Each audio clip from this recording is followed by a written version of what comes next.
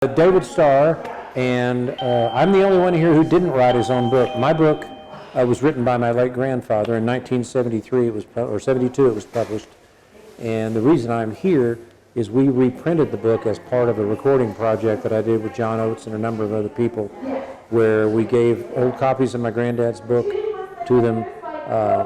They all read the book and then wrote songs or co-wrote songs inspired by the book.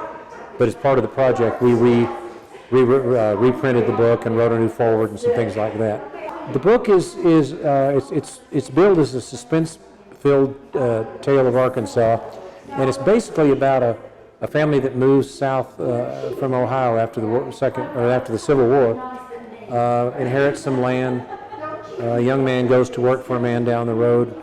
A woman comes into the old man's life, and chaos ensues because there's a child born out of wedlock. There's tragedy. There's death. There's all kinds of stuff, and it's a pretty dark book in a lot of ways, with a sort of a happy ending. But it's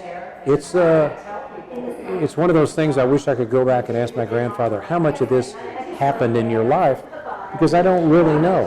I didn't read it when I was young. I read it just a few years ago. So, but it's colorfully written in a way that really lent itself to sort of cinematic songwriting and writing big songs that painted a picture, you know. So it really went well with that project.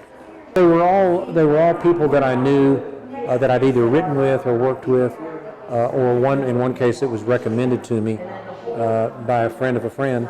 And John Oates from Hall & Oates was the producer on it. He and I have worked together before, and I took it to him first, and I said, "What do you think of the idea? Read the book." And he came back and said, "I think it's a great idea." So we sort of handpicked the people who we felt the book would speak to, and who would like to do it.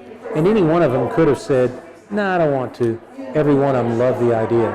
So it was really fun. One of the guys is a native Arkansan, so it really spoke to him. One of them is sort of from the bluegrass Appalachian tradition of real tragic songs, and so she was drawn to the part of the book that was very much involved grief. And then just, you know, John brought his pop sensibility to a couple of songs, and he and I co-wrote 4 or 5 songs from the thing, and so it was a really rewarding project, and I'd like to think that it gives the book new life, you know.